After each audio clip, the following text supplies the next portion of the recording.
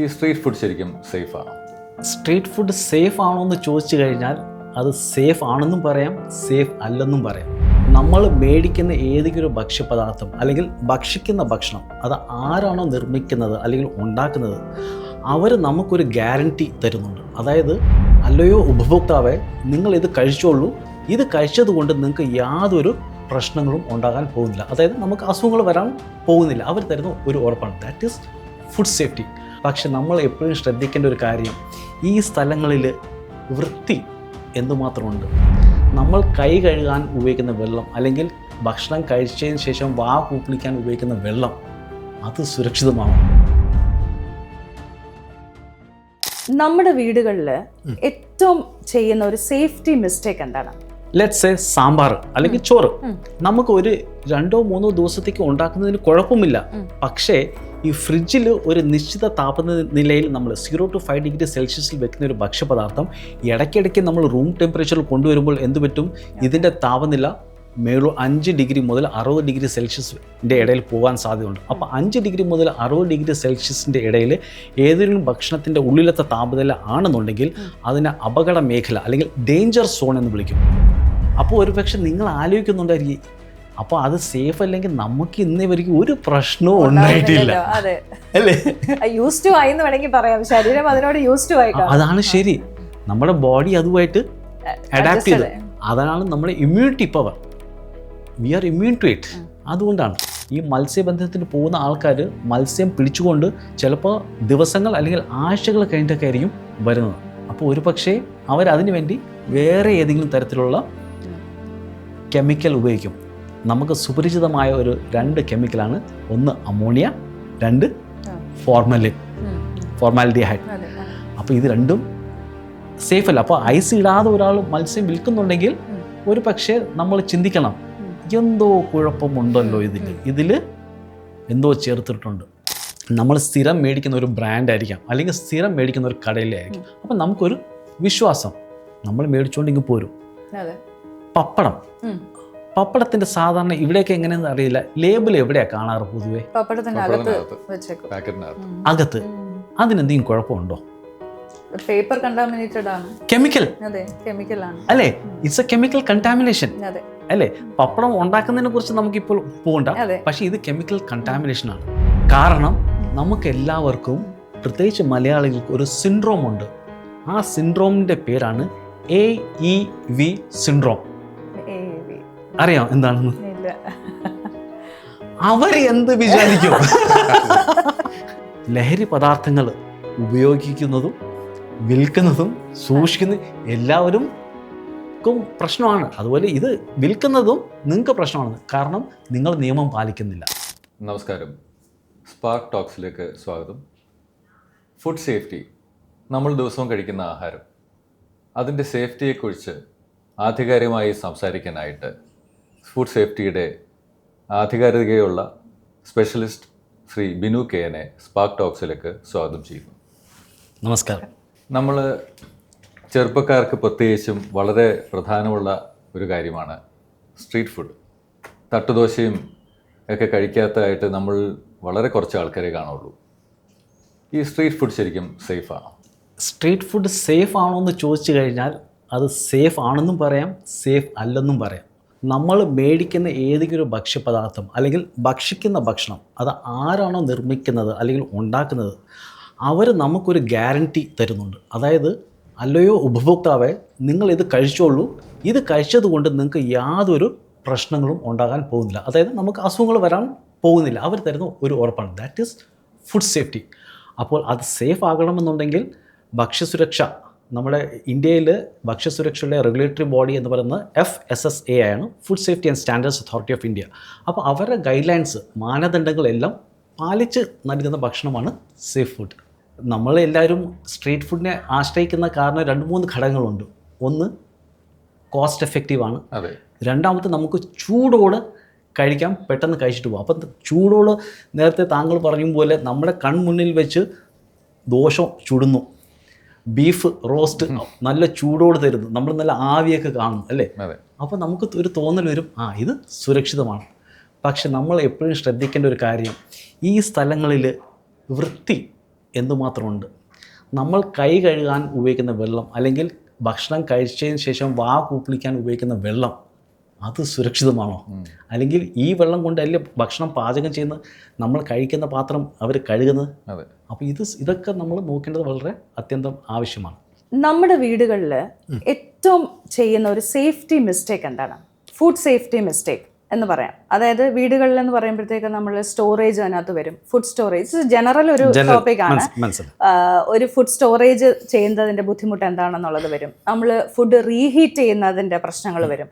അപ്പോൾ ഇതുപോലെ ഒരു കണ്ടിന്യൂസ് ഒരു കുറേ ചോദ്യങ്ങളാണ് ഞാൻ ഒറ്റ ചോദ്യത്തിനകത്ത് ചോദിച്ചത്. അപ്പോൾ ഇതിനെക്കുറിച്ചൊന്ന് പറയാമോ? അപ്പോൾ നമ്മുടെ വീടുകളിൽ ഭക്ഷ്യസുരക്ഷ നമ്മൾ എന്തൊക്കെയാണ് നമ്മൾ പൊതുവേ നമ്മൾ ഉണ്ടാക്കുന്ന പാളിച്ചകൾ അല്ലേ? അപ്പം നമ്മൾ ഭക്ഷ്യവസ്തുക്കൾ മേടിക്കുന്നതിനെ കുറിച്ച് ഞാൻ പറയുന്നില്ല. ഈ സാധനങ്ങൾ മേടിച്ച് വീട്ടിൽ കൊണ്ടുവന്നതിന് ശേഷം താങ്കൾ പറയും പോലെ ഒന്ന് സ്റ്റോറേജ്, അതായത് നമുക്ക് ഒരു ഫ്രിഡ്ജ്, എല്ലാ വീടുകളിലും ഫ്രിഡ്ജുണ്ട്. നമ്മുടെ വിചാരം ഇതൊരു ക്യാബിനറ്റാണ്, അതായത് പാത്രങ്ങൾ കൊണ്ട് വെക്കുന്നത് പോലെ ഭക്ഷണങ്ങൾ തള്ളിക്കയറ്റി വെക്കേണ്ട ഒരു സാധനമാണ്. പക്ഷേ അത് വെക്കുന്നതിന് ഒരു രീതിയുണ്ട്. ഈ ഫ്രിഡ്ജിൻ്റെ ഉള്ളിൽ ഒരു നിശ്ചിത താപനില നമ്മൾ മെയിൻറ്റെയിൻ ചെയ്യണം. അത് ആർക്കും അറിയത്തില്ല. ഫ്രിഡ്ജ് വാങ്ങിക്കുമ്പോൾ നമ്മുടെ അടുത്ത് പറഞ്ഞു തരുന്നതല്ലാതെ പിന്നീട് അത് നമ്മൾ ആരും നോക്കുന്നില്ല. അതിൽ സാധാരണ അകത്ത് ഒരു റെഗുലേറ്റർ കാണും അല്ലേ, 1, 2, 3, 4. ബട്ട് ഇത് എന്തിനാണ് ഡിനോട്ട് ചെയ്യണമെന്ന് നമുക്ക് അറിയത്തില്ല. അപ്പോൾ ശരിക്കും പറഞ്ഞാൽ ഫ്രിഡ്ജിൻ്റെ ഉള്ളിൽ ഏതൊരു ഭക്ഷ്യവസ്തുവും നമ്മൾ വെക്കുമ്പോൾ അതിൻ്റെ ഭക്ഷണത്തിൻ്റെ ഉള്ളിലത്തെ താപനില 0 മുതൽ 5 ഡിഗ്രി സെൽഷ്യസ് വരെ ആയിരിക്കണം. അതുപോലെ ഫ്രീസറിൽ -18 ഡിഗ്രി സെൽഷ്യസ് അല്ലെങ്കിൽ അതിൻ്റെ താഴെ ഉള്ളതായിരിക്കണം. അപ്പം നമുക്ക് ഇങ്ങനത്തെ ഒരു ഉപകരണമുണ്ട്, പക്ഷേ ടെമ്പറേച്ചർ മെയിൻറ്റെയിൻ ചെയ്തില്ലെങ്കിൽ അവിടെ പണിപ്പാളി. ഇനി രണ്ടാമത്തെ എനിക്ക് പറയേണ്ടത് ക്രോസ് കണ്ടാമിനേഷൻ അല്ലെങ്കിൽ ക്രോസ് മലിനീകരണം. അതായത് നമ്മൾ ഫ്രിഡ്ജിൽ പല തട്ടുകളുണ്ട്. നമുക്ക് എവിടെയാണ് സൗകര്യം അവിടെ സാധനങ്ങൾ വയ്ക്കും. ഉദാഹരണത്തിന് നമ്മൾ ഇപ്പോൾ രാവിലെ മേടിച്ച മത്സ്യം നമ്മൾ ഉച്ചയ്ക്കാണ് നമ്മളത് കറി വയ്ക്കാൻ പോകുന്നത്. ഒരുപക്ഷെ 2 മണിക്കൂറിന് ശേഷമായിരിക്കും അത് ക്ലീൻ ചെയ്യുന്നത്. അപ്പോൾ നമ്മൾ ഫ്രീസറിൽ വെക്കുന്നതിന് പകരം നമ്മൾ ഫ്രിഡ്ജിലായിരിക്കും വെക്കുന്നത്. അപ്പോൾ ഈ പച്ച മത്സ്യം എവിടെ വെക്കണം, അല്ലെങ്കിൽ വറുത്ത് വെച്ചിരിക്കുന്ന ചിക്കൻ എവിടെ വെക്കണം, സാമ്പാർ എവിടെ വെക്കണം, ഇതിനൊക്കെ എല്ലാം ഒരു ലോജിക് ഉണ്ട്. അതിനെക്കുറിച്ച് ഒന്ന് ബ്രീഫ്, കാരണം വീട്ടമ്മമാർ കേൾക്കാൻ ആഗ്രഹിക്കുന്ന ഒരു ടോപ്പിക്കാണ്, ഇൻക്ലൂഡിങ് ഞാൻ. ഇപ്പൊ വീട്ടില് നമ്മൾ ഉച്ചയ്ക്ക് ഡിന്നറിന് വേണ്ടി കുക്ക് ചെയ്യാൻ മാരിനേറ്റ് ചെയ്ത് വെക്കുന്ന സാധനങ്ങൾ അത് പ്രോപ്പറായിട്ട് അടച്ചു വെക്കണോ വേണ്ടയോ എന്നുള്ളത് ഒന്നാമത്തത്. രണ്ടാമത് ബാക്കി ഇത് പറഞ്ഞ പോലെ മിക്സ് ചെയ്തിട്ട് നമുക്ക് സ്ഥലമുള്ളിടത്തോട്ട് നമ്മൾ കയറ്റി വെക്കും.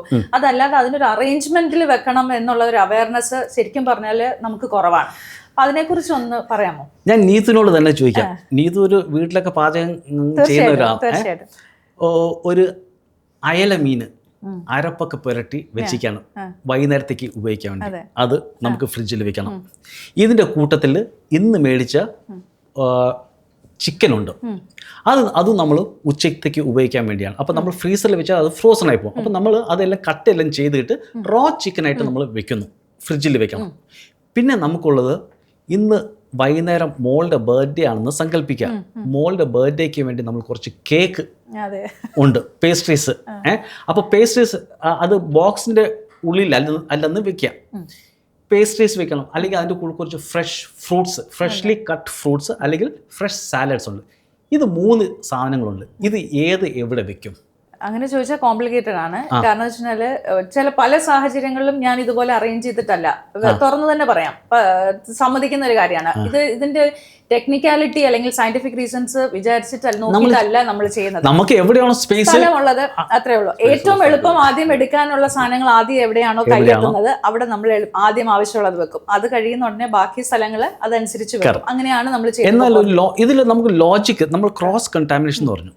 നമ്മൾ ഇത്രയും ചിന്തിക്കുക, ഏറ്റവും മീതെ നമ്മൾ റോ ചിക്കൻ വെക്കുകയാണ്. നമ്മൾ ഒരു പക്ഷേ അത് നല്ലവണ്ണം ഏതൊരു ഭക്ഷണ പദാർത്ഥവും ഫ്രിഡ്ജിൻ്റെ ഉള്ളിൽ വെച്ചാൽ അത് നല്ല എയർ ടൈറ്റ് കണ്ടെയ്നേഴ്സിൽ തന്നെ വെക്കണം. സാധാരണ ചില വീടുകളിലൊക്കെ പോയി കഴിഞ്ഞാൽ ഒരു വലിയ പാത്രത്തിൽ ചോറ് കാണും. അപ്പോൾ സ്പേസ് ഇല്ലാത്തതുകൊണ്ട് എന്നിട്ട് ആ അടപ്പെടുത്ത് മാറ്റിയിട്ട് ആ അവിയൽ വേറെ അകത്ത് ഇറക്കി വെക്കും. അതൊന്നും നല്ല പ്രവണതയല്ല. എന്താ വെച്ചാൽ ഈ പാത്രത്തിലടിയിൽ പൊടിയോ അഴുക്കോ കാണും, അപ്പോൾ ചോറ് ഇല്ലാണ്ടോ. അപ്പോൾ എല്ലാം നമ്മൾ എയർ ടൈറ്റ് കണ്ടെയ്നറിൽ തന്നെ അടച്ചു വെക്കണം. ഇനി റോ പോൾട്രി ആണെന്നുണ്ടെങ്കിൽ അത് ഒരിക്കലും ഏറ്റവും മീതെയോ നടുക്കത്തെ തട്ടിലോ വെക്കാൻ പാടില്ല. അത് ഏറ്റവും അടിയിലത്തെ തട്ട്. ലോജിക് എന്ന് പറഞ്ഞു കഴിഞ്ഞാൽ മേളിലിരുന്നാൽ അതിൻ്റെ ഏതെങ്കിലും ജ്യൂസ് അല്ലെങ്കിൽ അതിൻ്റെ എന്തെങ്കിലും ഡ്രിപ്പിങ്സ് താഴോട്ട് വീണ് കഴിഞ്ഞാൽ ഇപ്പോൾ ready to eat freshly cut fruits ആണ് അല്ലെങ്കിൽ പേസ്ട്രിയാണ്, അത് നമ്മൾ വേറെ പ്രോസസ്സ് ഒന്നും ചെയ്യുന്നില്ല. അപ്പോൾ എന്ത് പറ്റും? അത് കണ്ടാമിനേഷൻ ആവും. അപ്പോൾ ഇതിൽ റെഡി ടു ഈറ്റും ഫുഡ് ഐറ്റംസ് ലൈക്ക് നമ്മൾ ഈ പറഞ്ഞ പേസ്ട്രീസ് അല്ലെങ്കിൽ കേക്ക് അല്ലെങ്കിൽ freshly cut fruits, vegetable salads, അത് നമ്മൾ ഏറ്റവും മേളത്തെ തട്ടിൽ വെക്കുക. എന്താ വെച്ചാൽ അതിൽ വേറെ ഒന്നും വീഴാൻ പോകുന്നില്ല. ഇനി തൊട്ട് താഴത്തേൽ നമുക്ക് വേണമെങ്കിൽ ഫ്രൈഡ് അല്ലെങ്കിൽ കുക്ക്ഡ് ഐറ്റംസ് അല്ലെങ്കിൽ ഈ മാരിനേറ്റ് ചെയ്തത് വെക്കാം. അതിൻ്റെ ഏറ്റവും താഴെ പോൾട്രി മീറ്റ് റോ. അപ്പോൾ ഈ മാരിനേറ്റഡ് ഫിഷിന് എന്തെങ്കിലും ഈ പോൾട്രിയിൽ വന്ന് വീണ് കഴിഞ്ഞാലും അതിനെ നമ്മൾ ഇനി എന്തെങ്കിലും കുക്ക് ചെയ്യാൻ പോവുകയല്ലേ. അപ്പോൾ ബേസിക്കലി നമ്മൾ ഇത്രേ ചിന്തിക്കേണ്ടതുള്ളൂ, ഓരോ ഘട്ടത്തിലും ബാക്ടീരിയ നമ്മൾ എലിമിനേറ്റ് ചെയ്യുന്ന ഒരു പ്രക്രിയയാണ്. ഓക്കെ, ഇതിനകത്ത് ഞാൻ വേറൊരു കാര്യം കൂടെ ചോദിച്ചു. ഇത്രയും പറഞ്ഞതുകൊണ്ട് ഫ്രിഡ്ജിനകത്ത് വെക്കുന്ന കാര്യത്തെക്കുറിച്ച് പറഞ്ഞതുകൊണ്ടാണ് ചോദിക്കുന്നത്. നമ്മളിപ്പം ഇന്നൊരു ചോറും കറികളും വെച്ചു, ഇന്നത് ഉച്ചയ്ക്ക് എടുത്തു, തീർന്നില്ല, നമ്മൾ അതിനെ അടച്ച് നമ്മൾ ഫ്രിഡ്ജിനകത്ത് വെക്കുന്നു. ഇതിനൊരു കാലാവധിയുണ്ട്. കാരണം പല വീടുകളിലും ഞാൻ കേട്ടിട്ടുണ്ട്, ഇത് മിനിഞ്ഞാന്ന് വെച്ചതാ, തീരണ്ടേ, പിള്ളേരും തിന്നാനില്ല, ആരും കഴിക്കാനില്ല, ഞാര് തിന്നും, അതുകൊണ്ട് ഞാനത് ചൂടാക്കി കഴിക്കണം. അപ്പം is this a good sign to eat good food? അത് നല്ലൊരു പ്രവണതയല്ല. കാരണം നമ്മൾ ചൂടാക്കാമെങ്കിലും എത്ര തവണ വരെ ചൂടാക്കാമെന്നും കൂടെ ഉള്ളതും കൂടെ ഉത്തരം കൂടെ പറഞ്ഞാൽ കൊള്ളാം. ഇത് ബേസിക്കലി നമ്മുടെ ഒരു കൺവീനിയൻസ് ഫാക്ടറാണ്. അതായത് നമുക്കിപ്പോൾ സമയം ഇല്ലാത്തത് കൊണ്ടാണ് ഇങ്ങനെ ഒരു 2-4 ദിവസത്തേക്ക് ഒത്തങ്ങ് നമ്മൾ പാചകം ചെയ്ത് ഫ്രിഡ്ജിൻ്റെ ഉള്ളിൽ വെക്കുന്നത്. ലെറ്റ്സ് സേ സാമ്പാർ അല്ലെങ്കിൽ ചോറ് നമുക്ക് ഒരു 2-3 ദിവസത്തേക്ക് ഉണ്ടാക്കുന്നതിന് കുഴപ്പമില്ല. പക്ഷേ ഈ ഫ്രിഡ്ജിൽ ഒരു നിശ്ചിത താപനിലയിൽ നമ്മൾ 0 to 5 ഡിഗ്രി സെൽഷ്യസിൽ വെക്കുന്ന ഒരു ഭക്ഷ്യപദാർത്ഥം ഇടയ്ക്കിടയ്ക്ക് നമ്മൾ റൂം ടെമ്പറേച്ചറിൽ കൊണ്ടുവരുമ്പോൾ എന്ത് പറ്റും? ഇതിൻ്റെ താപനില 5 ഡിഗ്രി മുതൽ 60 ഡിഗ്രി സെൽഷ്യസിൻ്റെ ഇടയിൽ പോകാൻ സാധ്യതയുണ്ട്. അപ്പോൾ 5 ഡിഗ്രി മുതൽ 60 ഡിഗ്രി സെൽഷ്യസിൻ്റെ ഇടയിൽ ഏതെങ്കിലും ഭക്ഷണത്തിൻ്റെ ഉള്ളിലത്തെ താപനില ആണെന്നുണ്ടെങ്കിൽ അതിനെ അപകട മേഖല അല്ലെങ്കിൽ ഡേഞ്ചർ സോൺ എന്ന് വിളിക്കും. ബാക്ടീരിയ അതിൽ വരാനുള്ള ചാൻസസും അത് മൾട്ടിപ്ലൈ ചെയ്യാനുള്ള ചാൻസസ് വളരെ അധികമാണ്. അപ്പോൾ നമുക്ക് ചെയ്യേണ്ടത് എന്താണ്? നമ്മളിപ്പോൾ 2-3 ദിവസത്തേക്ക് ഉണ്ടാക്കുകയാണെങ്കിൽ നമുക്കറിയാലോ ഒരു ദിവസത്തേക്ക് എത്രയാണ് ഭക്ഷണം വേണ്ട, അത് 3 പാത്രത്തിലാക്കി വെച്ച് കഴിഞ്ഞാൽ അന്നത്തേക്കുള്ളത് അത് എടുത്തു കഴിഞ്ഞാൽ അതാണ് സേഫ്. എന്നിട്ട് ദെൻ വി ക്യാൻ റീഹീറ്റ്. അല്ലാതെ ഫ്രിഡ്ജിൻ്റെ ഉള്ളിൽ നിന്ന് പുറത്തെടുക്കുന്നു, കുറച്ചെടുക്കുന്നു, അതിനെടുത്ത് റീഹീറ്റ് ചെയ്യുന്നു, എന്നിട്ട് ബാക്കി അത് അത്ര നല്ലതല്ല. അപ്പോൾ ഒരു പക്ഷെ നിങ്ങൾ ആലോചിക്കുന്നുണ്ടായിരിക്കും, അപ്പോൾ അത് സേഫ് അല്ലെങ്കിൽ നമുക്ക് ഇന്നേ വരെയും ഒരു പ്രശ്നവും ഉണ്ടായിട്ടില്ല അല്ലേ? യൂസ്ഡ് ടു ആയി എന്ന് വേണമെങ്കിൽ പറയാം. ശരീരം അതിനോട് യൂസ്ഡ് ടു ആയി. അതാണ് ശരി. നമ്മുടെ ബോഡി അതുമായിട്ട് അഡാപ്റ്റ് ചെയ്തു. അതാണ് നമ്മുടെ immunity power. We are immune to it.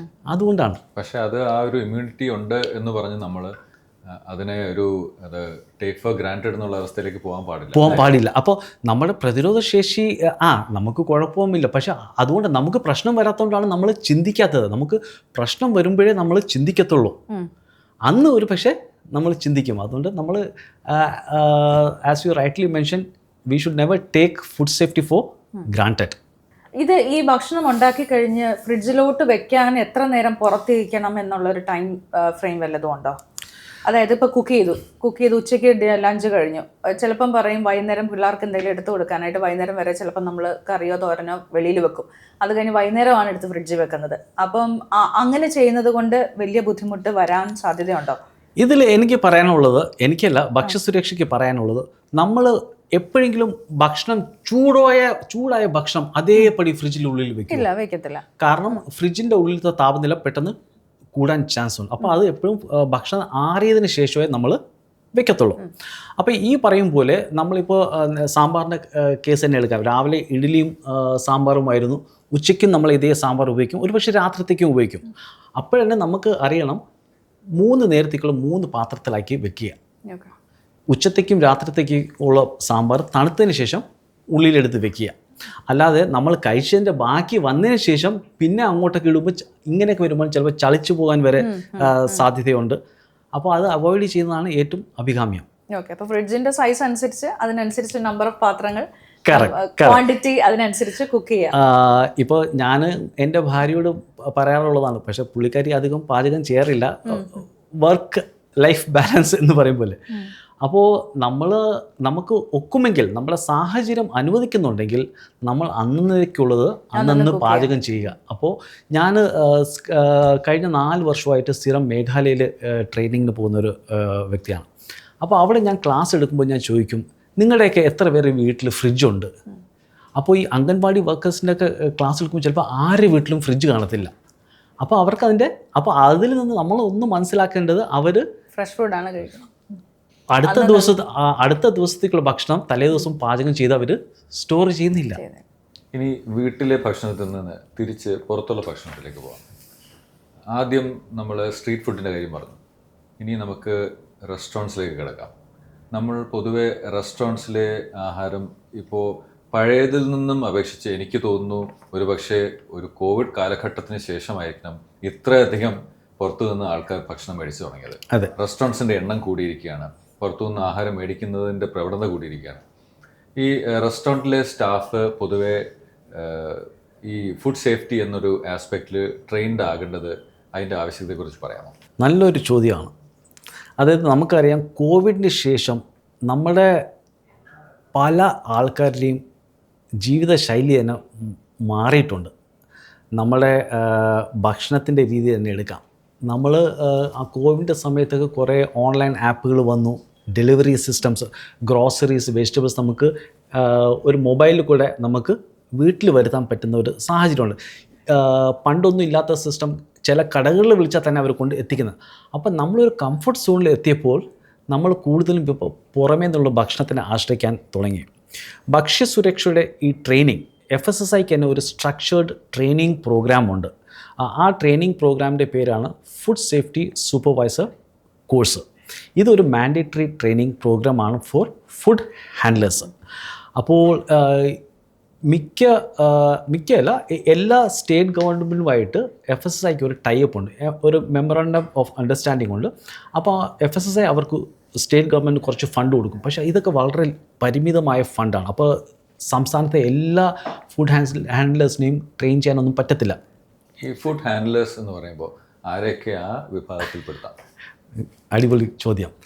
സാധാരണ നമ്മൾ ഫുഡ് ഹാൻഡ്ലർ എന്ന് പറയുമ്പോൾ നമ്മൾ ചിന്തിക്കുന്നത് ഭക്ഷണം കൈകാര്യം ചെയ്യുന്ന ഒരു വ്യക്തി. അപ്പം നമ്മൾ സ്വാഭാവികമായിട്ട് പറയും അടുക്കളയിലെ പാചകക്കാരൻ അല്ലേ, പിന്നെ വെയിറ്റർ, ഇവർ രണ്ടുപേരിൽ അങ്ങ് ഒതുങ്ങും. പക്ഷെ അങ്ങനെയല്ല.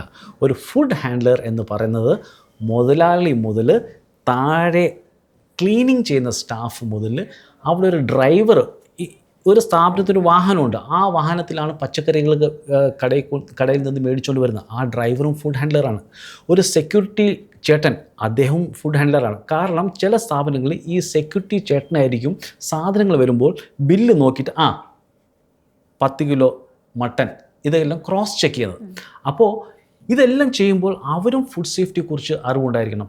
ഉദാഹരണത്തിന് പറഞ്ഞു കഴിഞ്ഞാൽ മട്ടൻ കൊണ്ടുവരുന്നു, ഒരു ഓട്ടയിലാണ്, പെട്ടി ഓട്ടയിലാണ് കൊണ്ടുവരുന്നത് നമ്മൾ സങ്കല്പിക്കുക.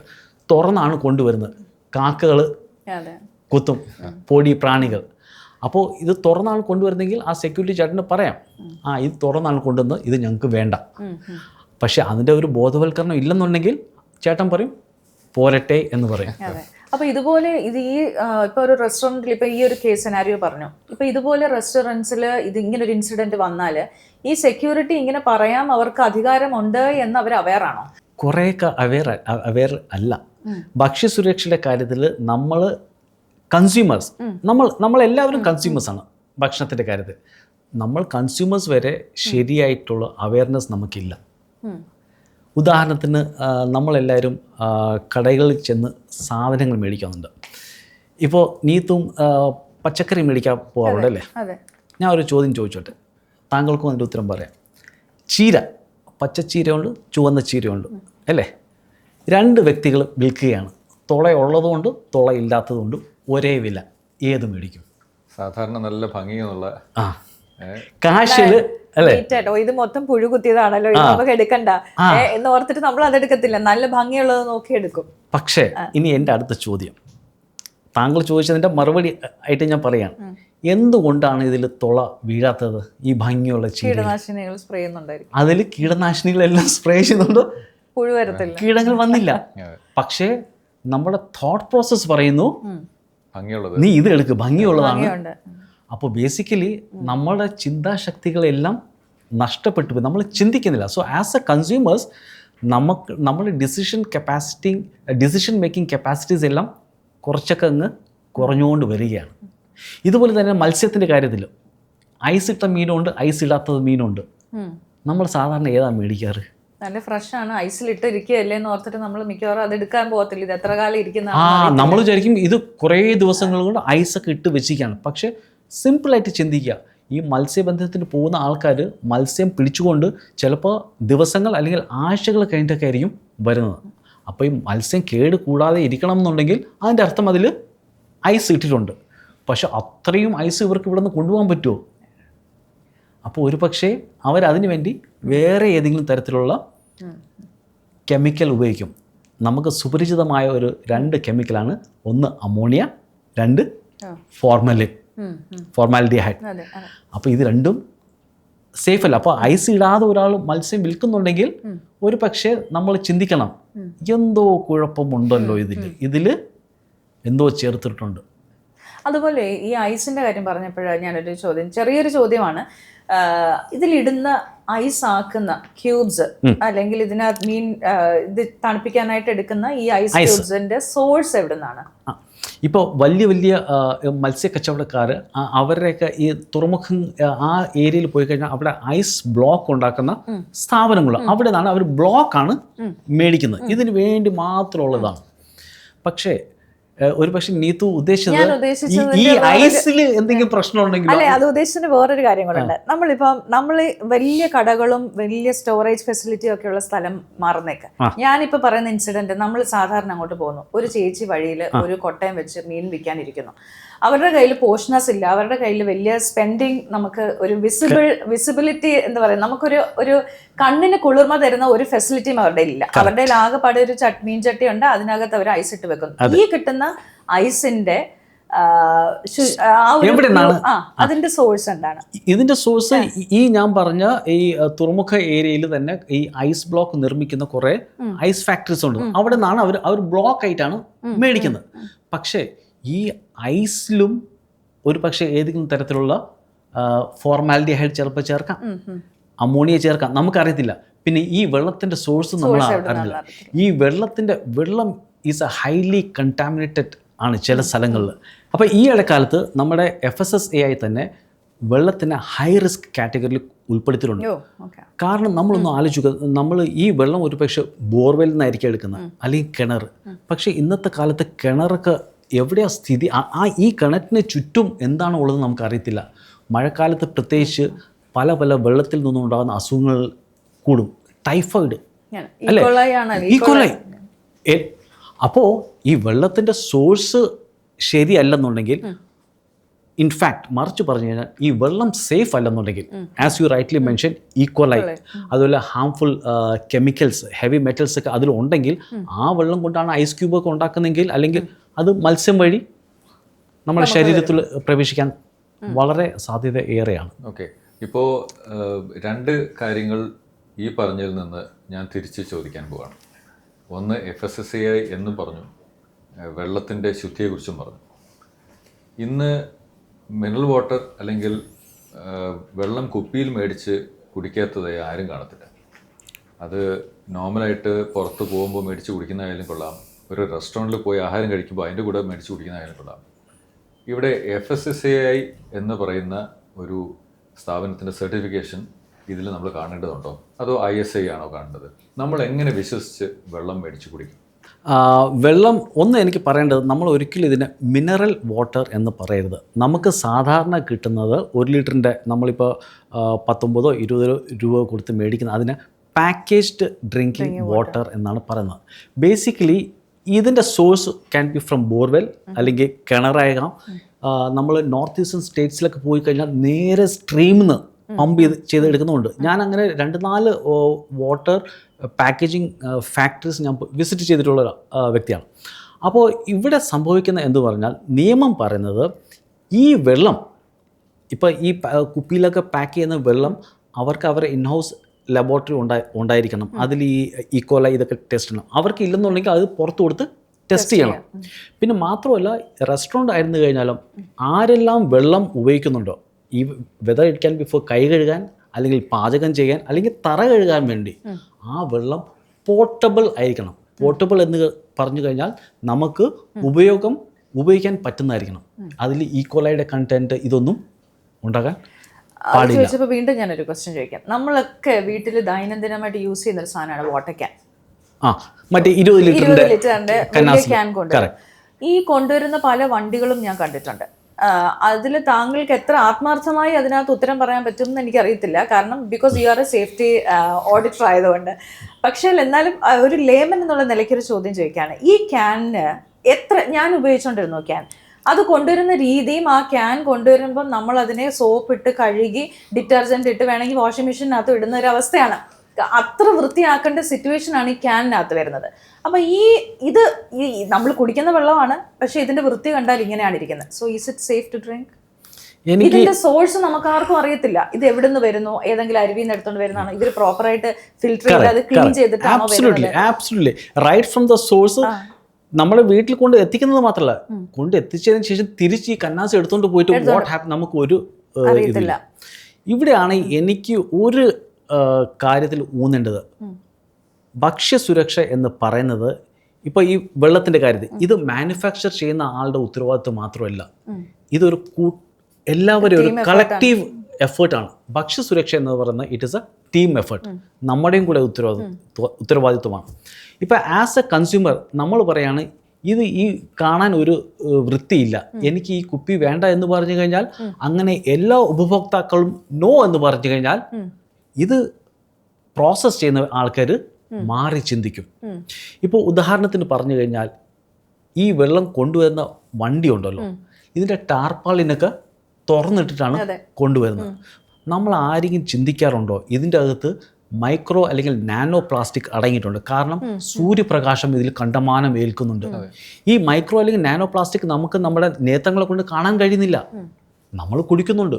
ഒരു പക്ഷേ നമ്മളൊരു റിട്ടയറൊക്കെ ആയി ഒരു 50, 55, 60 വയസ്സൊക്കെ ആകുമ്പോൾ ഒരു പക്ഷേ നമുക്ക് ഏതെങ്കിലും തരത്തിലുള്ള ലൈഫ് സ്റ്റൈൽ ഡിസീസസ് വരാം, പ്രത്യേകിച്ച് ക്യാൻസർ, കാർസിനോജനിക്. നമ്മൾ അന്ന് ചിന്തിക്കുമോ നമ്മുടെയൊക്കെ കുടുംബത്തിൽ ആരെങ്കിലും ഒരു വ്യക്തിയെങ്കിലും കാണും നമ്മൾ ഏറ്റവും അടുത്തറിയുന്നവർ ക്യാൻസർ മൂലം ബാധിതരായ?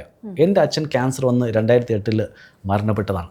പക്ഷേ നമ്മൾ ആ ഘട്ടത്തിൽ എന്തിനാണ് അച്ഛന് ക്യാൻസർ വന്നത് അല്ലെങ്കിൽ എന്ത് കാരണത്തിലാണ് വന്നത് നമ്മളൊന്നും ചിന്തിക്കുന്നില്ല. ഒരു പക്ഷേ ഈ കുടിക്കുന്ന വെള്ളം ക്യാൻ ബി കാർസിനോജനിക്. അപ്പോൾ നമ്മൾ ഓരോരുത്തരും ഇവിടെയാണ് ഞാൻ നേരത്തെ പറഞ്ഞു ഡ്രൈവർമാർ also should be given awareness. അപ്പോൾ ഇതെല്ലാം മൂടിയിടണം. ഇനി ഈ വണ്ടിക്കാരൻ ഈ വെള്ളം കൊണ്ടുപോകുമ്പോൾ ഒരു കടയിൽ കൊണ്ട് ഇത് ഓഫ്ലോഡ് ചെയ്യുന്ന സമയത്ത് കടക്കാരൻ ഇത് കാണുകയാണ്, കടക്കാരനും പറയണം ചേട്ടോ ഇത് എന്തിനാണ് ഇത് തുറന്നുകൊണ്ട് വരുന്നത്, ഇത് അപകടമല്ലേ? കടക്കാർ ഈ കുപ്പി വെള്ളം പുറത്ത് ചിലപ്പോൾ കയറിൽ തൂക്കിയിടും, അതായത് കസ്റ്റമേഴ്സ് കാണാൻ വേണ്ടി. അതായത് ഇവിടെ ഞങ്ങൾ കുപ്പി വെള്ളം വിൽക്കുന്നുണ്ട് അല്ലെങ്കിൽ മറ്റു ബെവറേജസ് പാനീയങ്ങൾ വിൽക്കുന്നുണ്ട് അറിയിക്കാൻ. അപ്പോൾ അവരും ഇത് ചെയ്യരുത്. അവരും ഇത് ഈ കുപ്പിയിൽ തന്നെ എഴുതിയിട്ടുണ്ട് കീപ് അവേ ഫ്രം സൺലൈറ്റ്, പക്ഷേ ആരും ചെയ്യുന്നില്ല. അപ്പൊ ഇങ്ങനെ നമ്മൾ ഇത്രയും കണ്ടാമിനേറ്റഡ് ഒരു അവസ്ഥയിൽ കൂടെ കടന്നു വരുന്ന ഒരു പാക്കേജ്ഡ് വാട്ടറിന് എന്തുകൊണ്ടാണ് അവര് എക്സ്പയറി ഡേറ്റ് വെക്കാത്തത്? ഇതിന് ഒരു എക്സ്പയറി ഡേറ്റ് എല്ലാം ഉണ്ട്. നമ്മൾ അതിന്റെ മേളിൽ നോക്കിയാൽ എക്സ്പയറി ഡേറ്റ് എല്ലാം, പക്ഷേ നോക്കണം നമ്മൾ എത്ര പേര് ഒരു സാധനം മേടിക്കുമ്പോൾ അതിൽ നമ്മൾ സാധാരണ നോക്കുന്നത് അതിൽ എന്തായിരിക്കും ഏറ്റവും ആദ്യം നോക്കുന്നത്? അതിന്റെ എക്സ്പയറി എന്നാണ്. എക്സ്പയറി നോക്കും, പിന്നെ വിലയും നോക്കും, കീശയിൽ കാശുണ്ടോ നോക്കും അല്ലേ? പക്ഷെ അതിൽ ബാക്കി വേറെ കുറേ കാര്യങ്ങളൊക്കെ ഉണ്ട്. നമ്മളതൊന്നും ചെക്ക് പോലും ചെയ്യാറില്ല. കാരണം നമ്മൾ സ്ഥിരം മേടിക്കുന്ന ഒരു ബ്രാൻഡ് ആയിരിക്കാം അല്ലെങ്കിൽ സ്ഥിരം മേടിക്കുന്ന ഒരു കടയിലായിരിക്കും. അപ്പം നമുക്കൊരു വിശ്വാസം, നമ്മൾ മേടിച്ചുകൊണ്ടിങ്ങ് പോരും. പപ്പടത്തിന്റെ സാധാരണ ഇവിടെയൊക്കെ എങ്ങനെയെന്ന് അറിയില്ല, ലേബിൾ എവിടെയാ കാണാറ് പൊതുവെ? അകത്ത്. അതിനെന്തെങ്കിലും കുഴപ്പമുണ്ടോ? പേപ്പർ കണ്ടാമിനേറ്റഡ് ആണ്, കെമിക്കൽ. അതെ, കെമിക്കൽ ആണ് അല്ലേ? ഇറ്റ്സ് എ കെമിക്കൽ കണ്ടാമിനേഷൻ അല്ലേ? പപ്പടം ഉണ്ടാക്കുന്നതിനെ കുറിച്ച് നമുക്കിപ്പോൾ പോകണ്ട, പക്ഷെ ഇത് കെമിക്കൽ കണ്ടാമിനേഷൻ ആണ്. അപ്പൊ നമുക്കിത് അറിയാം. നമ്മൾ ആ കടക്കാരോട് പറയാറുണ്ടോ? ഇല്ല. കാരണം നമുക്ക് എല്ലാവർക്കും, പ്രത്യേകിച്ച് മലയാളികൾക്ക്, ഒരു സിൻഡ്രോം ഉണ്ട്. ആ സിൻഡ്രോമിന്റെ പേരാണ് AEV സിൻഡ്രോം. അറിയാം എന്താണെന്ന്? ഇല്ല. അവര് എന്ത് വിചാരിക്കും അല്ലേ? നമ്മള് ആൾക്കാർ, നമ്മുടെ സമൂഹത്തിലുള്ള ആൾക്കാർ ഒരു വഴി എന്തെങ്കിലും തെറ്റായി ചെയ്യുന്നുണ്ടെങ്കിൽ നമ്മൾ അവരെ അത് തിരുത്താൻ ശ്രമിക്കാറില്ല. കാരണം നമ്മൾ ചിന്തിക്കും എന്തിനാ വെറുതെ ആള്, അതുകൊണ്ട് നമ്മൾ മിണ്ടാകും. പക്ഷേ I can be very proud and tell you, ഞാൻ തിരുവനന്തപുരത്ത് താമസിക്കുന്ന ഞങ്ങളുടെ വീടിൻ്റെ അടുത്ത് ഒരു ചെറിയൊരു സൂപ്പർ മാർക്കറ്റുണ്ട്. ഞാൻ ഏത് കടയിൽ പോയി കഴിഞ്ഞാലും ആദ്യം എടുക്കുന്ന പപ്പടമാണ്. എന്നിട്ട് ഇത് ലേബൽ അകത്തുണ്ടെങ്കിൽ ഞാൻ ഫോട്ടോ എടുക്കും. എന്നിട്ട് അതിൻ്റെ നിർമ്മാതാവിൻ്റെ മൊബൈൽ നമ്പർ അതിൽ 100% കാണും. ഞാൻ അവർക്ക് ഇത് അയക്കും. എന്നിട്ട് ഒരു ഓഡിയോ ക്ലിപ്പ് ഇടും. ചേട്ടോ ഇത് അകത്തിട്ട് കഴിഞ്ഞാൽ ക്യാൻസർ പോലെ മാരകമായ അസുഖങ്ങൾക്ക് കാരണമാണ്, ദയവ് ചെയ്ത് ഇത് പുറത്തൊട്ടിക്കണം. ഇത് ശിക്ഷാർഹവുമാണ്. ശിക്ഷാർഹമല്ല, പെനാൽറ്റി ഉണ്ട്. അങ്ങനെ കുറേ ആൾക്കാർ തിരിച്ച് റിപ്ലൈ ചെയ്തിട്ടുണ്ട്, പറഞ്ഞതിന് വളരെ നന്ദി. എന്നിട്ട് ഞാൻ കടക്കാരനും ബോധവൽക്കരണം ചെയ്യും. അപ്പോൾ കടക്കാരൻ സ്വാഭാവികമായിട്ട് പറയുന്നത്, സാറേ ഇത് ഞങ്ങളല്ലല്ലോ ഉണ്ടാക്കുന്നത്, ഇത് ഇന്ന ആളല്ലേ. ഞാൻ പറഞ്ഞത്, അപ്പോൾ ഞാൻ അവരോട് പറയുന്നത്, ലഹരി പദാർത്ഥങ്ങൾ ഉപയോഗിക്കുന്നതും വിൽക്കുന്നതും സൂക്ഷിക്കുന്നതും എല്ലാവർക്കും പ്രശ്നമാണ്. അതുപോലെ ഇത് വിൽക്കുന്നതും നിങ്ങൾക്ക് പ്രശ്നമാണ്, കാരണം നിങ്ങൾ നിയമം പാലിക്കുന്നില്ല. അപ്പം നമ്മൾ 2 ആൾക്കാരെ ഇവിടെ എഡ്യൂക്കേറ്റ് ചെയ്ത് കഴിഞ്ഞു. അപ്പോൾ ഈ എഡ്യൂക്കേഷനാണ് നമുക്ക് മെയിനായിട്ട് വേണ്ടത്. അപ്പോൾ ഇതിൽ നേരത്തെ നമ്മൾ പറയും പോലെ കൺസ്യൂമേഴ്സ് കുറച്ചും കൂടെ അവരുടെ റൈറ്റ്സ് അറിയുകയും അത് എഫക്റ്റീവ്ലി ഉപയോഗിച്ച് കഴിഞ്ഞാൽ നമുക്ക് കുറേയൊക്കെ സുരക്ഷിതമായ ഭക്ഷണം കിട്ടും. 100% ഒന്നും നമുക്ക് പറയാൻ പറ്റത്തില്ല.